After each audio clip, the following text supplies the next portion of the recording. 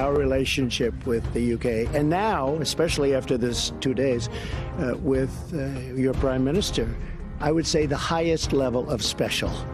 Now, am I allowed to go? Am I allowed to go higher than that? I'm not sure. But it's the highest level of special. They're very special people. It's a very special country. Welcome back to Hardball. That was President Trump trying to mend fences after taking his wrecking ball diplomacy to the special relationship, as it's known, between the U.S. and the United Kingdom. Trump spent part of his second day in Britain trying to explain away his comments to the British tabloid The Sun, trashing Prime Minister Theresa May's handling of Brexit. I would have done it much differently. I actually told Theresa May how to do it, but she didn't agree with it. She didn't listen to me. What did she say? She didn't listen. No, I told her how to do it. That will be up to her to say. But I told her how to do it. She wanted to go a different route. So you would be prepared to walk away if they didn't give you the right terms? Oh, absolutely. I think what's going on is very unfortunate. At their joint press conference this morning, President Trump tried to walk back those comments. I didn't criticize the Prime Minister. I have a lot of respect for the Prime Minister. And unfortunately, there was a story that was done, which was, generally fine, but it didn't put in what I said about the Prime Minister. Once the Brexit process is concluded and perhaps the UK has left the EU, I don't know what they're going to do, but whatever you do is okay with me. That's your decision. The embarrassing diplomatic episode comes as thousands of demonstrators swarm the streets of London to protest Trump's visit. And, of course, days ahead of Trump's face-to-face sit-down with Vladimir Putin on Monday. For more, I'm joined by Beth Phui, senior politics editor for NBC News and MSNBC, and Bobby Ghosh, Bloomberg opinion editor and columnist. Bobby, the other context for Trump and May is her government in England. These things can fall fast over there. It came into this week pretty unstable. So he goes over there and he hits her in that interview where she's most vulnerable in her own party on Brexit. Then he's standing with her and he acts like nothing ever happened.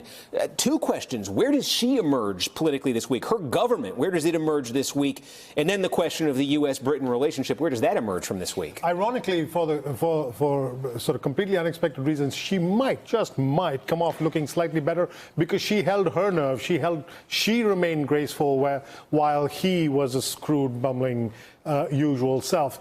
Her government is very, very vulnerable. What we didn't show is he repeatedly praised, both in the Sun interview and in that press conference, he repeatedly praised her biggest rival within the party, Boris Johnson, the guy who had just quit the party, leaving her in a crisis. So, he basically not only put petrol over the situation, he then put a match to it. So this is a very, very, very awkward moment for Theresa May. But the Brits do respond well, if I can be presumptuous to speak for them, respond well to grace under fire. And I think she gave a good account of herself, given how awkward that situation is. That might win her a few brownie points, just right there. And how does something like that, I wonder, Beth, play over here? Because on the one hand, we don't see presidents go over to Britain and behave this way. On the other hand, Donald Trump did campaign for president, basically saying we're getting ripped off by the entire world. We need to rethink all the posture and the attitude he's conveying here is something he talked about, running for president. Oh, yeah, 100%. And we've seen this many, many times where he sort of lives in his own reality bubble. And he sort of seemed to think that Theresa May wouldn't have read this article or listened to the audio before he had that dinner with her and then appeared with her at that press conference. So he could say, well, what I said then, I didn't really say what I meant to say, or he didn't even have to say I meant to say. What I said is this. And yes, we're used to this with Donald Trump, that black is white and up is down, and he creates his own reality, and he's very persuasive when he does so. So he perhaps can convince a few people that, well, maybe what he was claimed to have said in the magazine or in the article really doesn't matter at all. But to the point you make about the sort of him doing things that presidents typically don't do, he went over, he criticized their prime minister in her country, and then he criticized the press. He blamed the press for this mishap of communication when, of course, there wasn't any. Our press, the American press, on foreign soil. Again, something that presidents typically don't do. But because we're so sort of numb and inured to everything that Donald Trump does, we just sort of said, well, there he goes again. It was such a fascinating contrast because you're listening to the tape of that interview or you're reading it, and he was very confidently dissing her, and then he gets face to face, and it's a completely different attitude. Let me shift gears, though, to this upcoming Trump and Putin. The sit-down, the White House is saying tonight, it's still on. You got Democrats out there saying it shouldn't be. Is this indictment, are these indictments today going to impact what Donald Trump does in that meeting, do you think? Well, it ought to. Yeah, By for sure. every rational, logical reckoning, it ought to. It gives him something to take to Putin and said, enough of these blanket denials, enough of saying niet, niet, niet. We have proof now. Your people were involved. What are you going to do about it? But this is Donald Trump, and he has repeatedly shown, as you said, he's capable of living in a bubble, a fact-free bubble. And so, I suspect if he says anything at all, the fact that there are not going to be any aides in the room means that we won't really hear very much about it. It doesn't look like he's going to strike a combative pose with Vladimir Putin. So if I were Putin, I wouldn't be particularly worried with any of it. And Trump, on this subject, he defended his performance, arguing his behavior does not undermine the alliance. His behavior in Britain does not undermine the alliance ahead of that meeting with Vladimir Putin. Let me explain something. We have left NATO with more money, with more unity, with more spirit than NATO probably has ever had. When you look at what we've done in terms of Russia, I guarantee whoever it is in Russia, they're saying, oh, gee, do we wish that Trump was not the victor in that election. We have been far tougher on Russia than anybody. Well, Beth, Bobby said it a second ago. Right now, it sounds like the plan is one-on-one Trump. You got Mark Warner, senator from Virginia, saying the president of the United States should not be one-on-one with Vladimir Putin. There needs to be another American in that room. Right. But it looks like the plan's one-on-one. Can he come out of that? What can he come out of that room and say in light of what we have tonight? Right, and that was controversial even before these indictments came down, that he would go to just have this meeting, just the two of them, with no note-taking, with no American to give witness to what was said.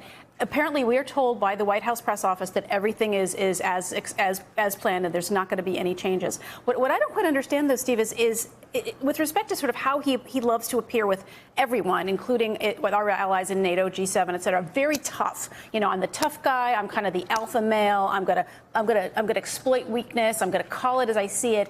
And yet he doesn't want to appear tough at all in Russia. This would be a great opportunity for him, for a normal president, to go over there and say, you know, as part of my image of like projecting strength, you're never doing this again to us, Vladimir.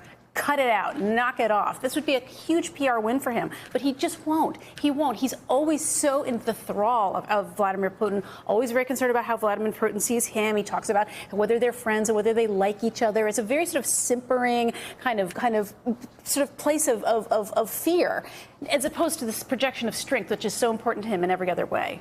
Bobby, in terms of NATO, in terms of Europe, obviously relations there have been tested in other times since Donald Trump became president. Did anything this week surprise our allies in terms of how this went down?